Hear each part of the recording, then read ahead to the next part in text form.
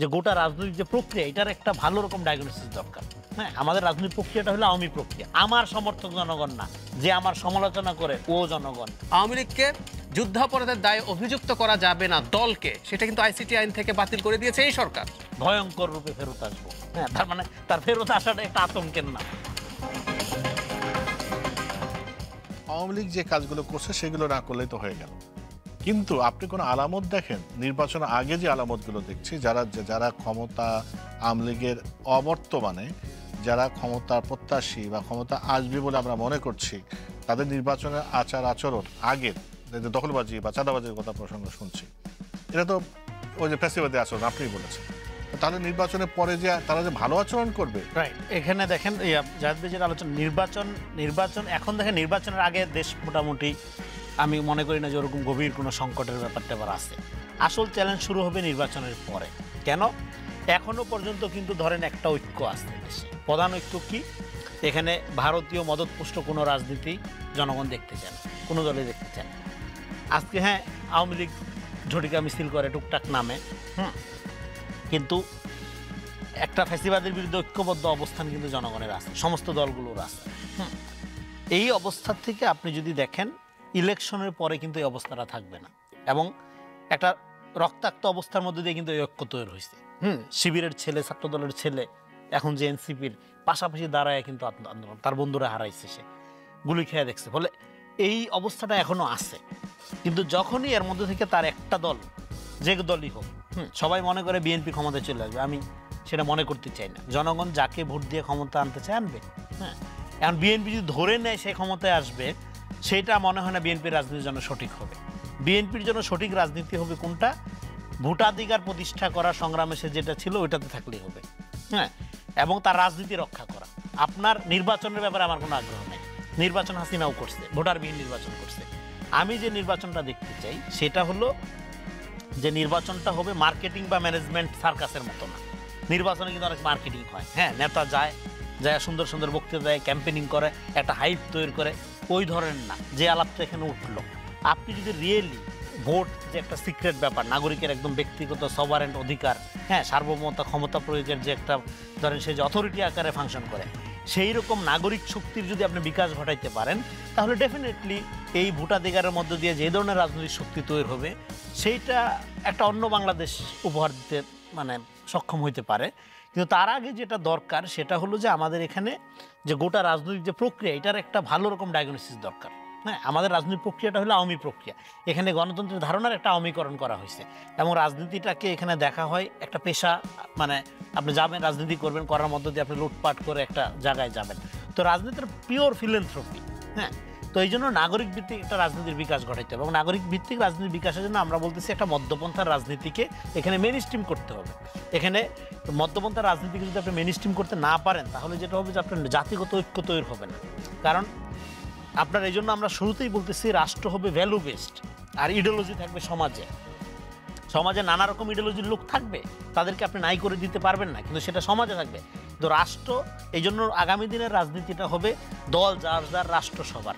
হ্যাঁ, এই জন্য একটা সম্মিলিতভাবে আপনি যেটা বললেন, দেখেন রাজনীতিতে 100% বিরোধিতার মধ্য দিয়ে রাজনীতি করার দিন তো শেষ হওয়া উচিত।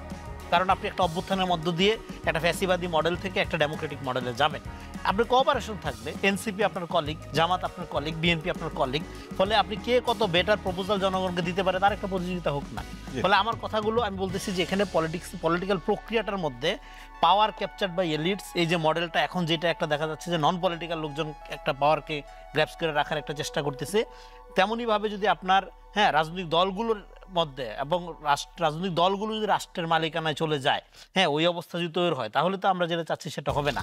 এই জন্য জনগণকে এম্পাওয়ার করতে হবে। জাহাদ ভাই যেটা বললো না, শেষ পর্যন্ত জনগণই ভরসা, এবং সেই জনগণ সংখ্যা না, আমার সমর্থক জনগণ না, যে আমার সমালোচনা করে ও জনগণ, ওই জায়গায় আসতে হবে। জনগণের কথা সবাই বলে, কিন্তু জনগণকে মিন করে যে ওর নামে স্লোগান দেয় শুধু ওকে না।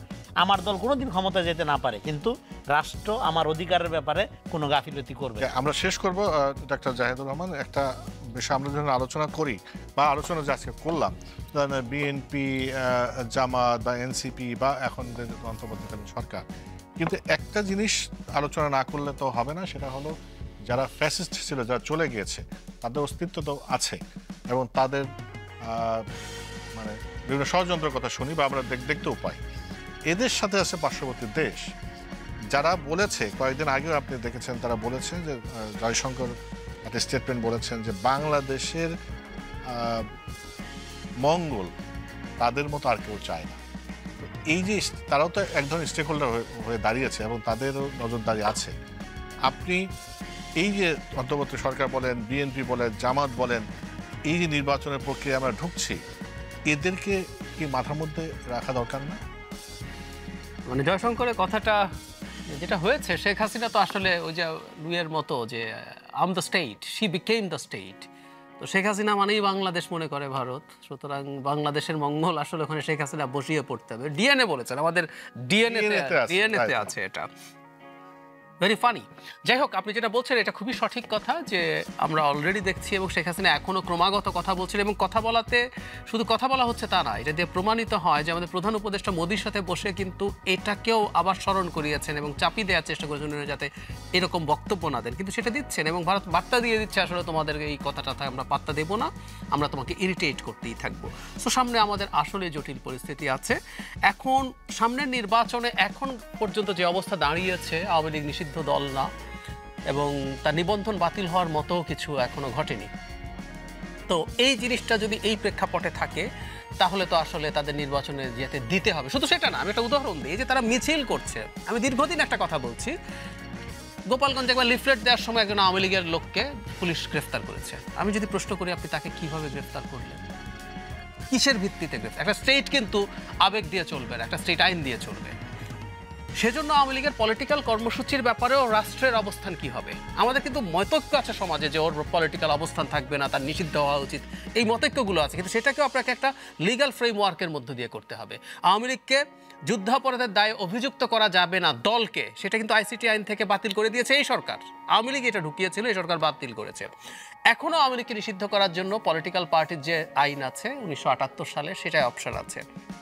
যদিও সেই অপশনের মধ্যে কিন্তু মানবতা বিরোধী অপরাধ নেই, আওয়ামী লীগ কিন্তু সংগঠন হিসাবে মানবতা বিরোধী অপরাধ করেছে, তারপরে সেটার মাধ্যমে সম্ভব।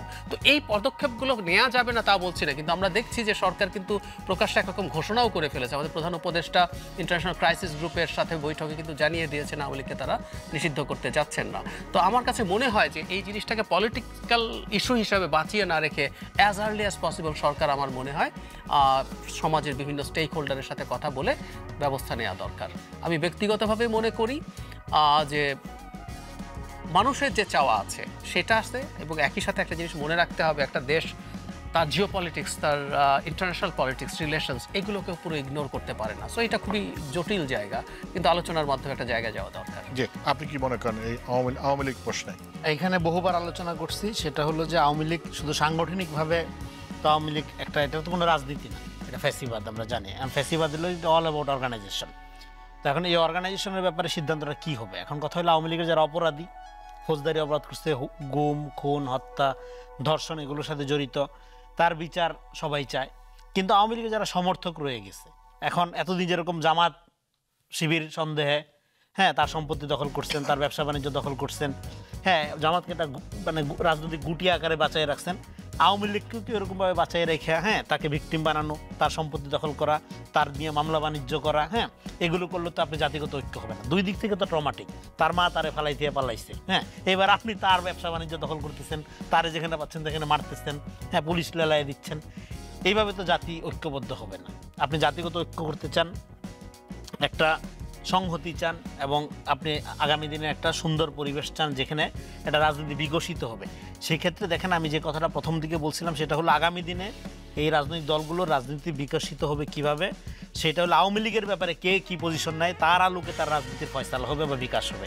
সেই পজিশনটা হইল দুই অর্থে, এক হলো সাংগঠনিকভাবে, আরেকটা হলো আওয়ামী লীগ মানে কি। আওয়ামী লীগ তো একটা চরিত্র, স্বভাব, নফসানিয়াত যেটা বলি আমি, এই নফসানিয়াতটার থেকে সে নিজে কীভাবে মুক্ত করে। সে যদি মনে করে দখল করা তার অধিকার, সে আওয়ামী লীগের, হোক জামাত, হোক বিএনপি, হোক আপনার অন্য দল, তো সে যদি মনে করে ছলে বলে কৌশলে ক্ষমতা গুরুত্বপূর্ণ, রাজনীতি গুরুত্বপূর্ণ না, সে আওয়ামী লীগের। তো ফলে এই আওয়ামী মডেল থেকে মুক্ত করাটাই হলো আগামী দিনের রাজনীতি। এখন আপনি একটা ডেমোক্রেটিক ট্রানজিশনে আসবেন, ডেমোক্রেটিক ট্রানজিশনে দেখেন পৃথিবীর কোনো দেশে ফ্যাসিবাদকে একটা এক্সেপশন আকারে বিবেচনা করা হয় না। এই জন্য আমি শুরু থেকে যে প্রস্তাব দিয়েছিলাম, আপনি একটা ট্রুথ অ্যান্ড রিকনসিলিয়েশনের প্রক্রিয়ায় যান, ফৌজদারি অপরাধগুলোর বিচার করেন, যারা সমর্থক আছে তাদেরকে আপনি পলিটিক্যালি পুনর্বাসন করেন সমাজে। কারণ কি, আওয়ামী লীগকে at the same time Awami League আপনার ইন্টিমেট এনিমি, আপনার চাচাতো ভাই, আমার ফ্যামিলির লোক। হ্যাঁ, এই ইন্টিমেট এনিমির মধ্যে ক্লিনজিংয়ের পলিটিক্স চলে না। আপনি 100% ইলিমিনেশন চালাইতে পারবেন না। প্রত্যেকের ফ্যামিলির মধ্যে আওয়ামী লীগ আছে, তো যাই বাসায় যে মারামারি শুরু করে দিবে। তো তাইলে আপনি কী করতে হবে, যে এই যে এর যে রাজনীতিটা, এর যে ইডিওলজিটা, এটাকে আপনি ডিআওয়ামীকরণ করতে হবে, ডিআওয়ামীকরণ করতে হবে। করার মধ্যে দিয়ে তাকে একটা পলিটিক্যাল উইন্ডো দিতে হবে, যে পলিটিক্সটা একটা ডেমোক্রেটিক টলারেন্সি, হ্যাঁ, আপনার সহনশীলতার রাজনীতির জন্য সহায়ক হয়। আওয়ামী লীগ তো এটা কোনো সহনশীলতার রাজনীতি, ও এখনও বলে ভয়ঙ্কর রূপে ফেরত আসবো। হ্যাঁ, তার মানে তার ফেরত আসাটা একটা আতঙ্কের নাম। হ্যাঁ, তো এটা তো রাজনীতি না, এই মডেল রাজনীতি না। রাজনীতির যে মডেল সেইটা জনগণকে, এই জন্য আপনি যদি আওয়ামী লীগের ব্যাপারে একটা রিকনসিলিয়েশন প্রক্রিয়া শুরু করেন, পুনর্বাসন প্রক্রিয়া শুরু করেন, রাজনৈতিক পুনর্বাসন, তার মধ্যে দিয়ে অনেক অনেকগুলো জিনিস আপনি অ্যাচিভ করবেন। সেটা হলো ভারতের নীতি পরিবর্তন হতে বাধ্য, কারণ ভারত আওয়ামী লীগ ছাড়া আর কিছু চিনে না বাংলাদেশে। আরেকটা হলো জনগণ পলিটিক্যালি এডুকেটেড হবে। বাংলাদেশের মানুষ পলিটিক্যালি এডুকেটেড না, এটা দলাদলিতে উস্তাদ। হ্যাঁ, ও দল আনলো, এখানে পলিটিক্স দরকার আমাদের। বাংলাদেশের সমস্যাটা কি, এখানে এখনও যে আলোচনা আমরা করতেছি সেটা হলো আমাদের রাজনীতি লাগবে। রাজনীতির জন্যই তো নির্বাচন নিয়ে যাতে কোনো শঙ্কা তৈরি না হয়, যাতে ভোটবিহীন একটা ক্ষমতার আপনার কাঠামো তৈরি না হয়, সেই জন্যই তো আমরা জনগণকে সজাগ করার জন্য কথা বলতেছি। হ্যাঁ, আপনি আপনার পছন্দের প্রার্থীকে নিয়োগ দেন। আপনি যদি মনে করেন ও সাদাবাজ, হ্যাঁ, ও নেতা, ওরে আমি চাই না, আপনি নিজে নেতা হন। আপনার পলিটিক্স করার সময় দেখেন, পলিটিক্স না করার কাফারা হইলো আপনার চেয়ে বাজে লোক দ্বারা আপনি শাসিত হবেন। এবং রাজনীতিকে অন্য কিছু দিয়ে বাইপাস করার চেষ্টা হলো ডেঞ্জারাস। রাজনীতি একটা টোটাল সাবজেক্ট, পলিটিক্সকে অলওয়েজ পলিটিক্স দিয়ে মোকাবেলা করতে হবে, ছলে বলে কৌশলের কোনো সুযোগ নেই। তো এই জন্য আওয়ামী লীগ হলো একটা আমাদের ইমিডিয়েট ইন্টিমেট এনিমি, এবং আওয়ামী লীগকে আমাদের ডিল করতে পারতে হবে। এবং আওয়ামী লীগকে যদি কেউ মনে করে এটাকে পুঁজি করে সে, হ্যাঁ, এই যে কিছু সুজন সুখী ব্যবসা করছে, ওই পারে পাঠাই দিছে, হ্যাঁ, তাদের কিন্তু খবর বাইর হবে টুডে অর টুমরো, হ্যাঁ, যারা এই যে এই বাণিজ্যটা করছে। তো ফলে আওয়ামী লীগকে আমি বলতেছি যে এটা আপনি ওই পুরানা পলিটিক্স, আওয়ামী লীগ দেখেন, আপনি আপনার শত্রুর বিরুদ্ধে বিজয় অর্জন করেও হেরে যেতে পারেন যদি সব শত্রুর খাসিলত স্বভাব আপনি অর্জন করে বসে থাকেন। ফলে আওয়ামী লীগ যা করছে জামাতের ক্ষেত্রে, অন্যান্যদের ক্ষেত্রে, আপনি যদি আওয়ামী লীগের ক্ষেত্রে সেটা করেন, তাহলে আপনি কিসের বিজয়ী, কিসের অভ্যুত্থান আপনি করলেন, কি দেশ গঠন করবেন?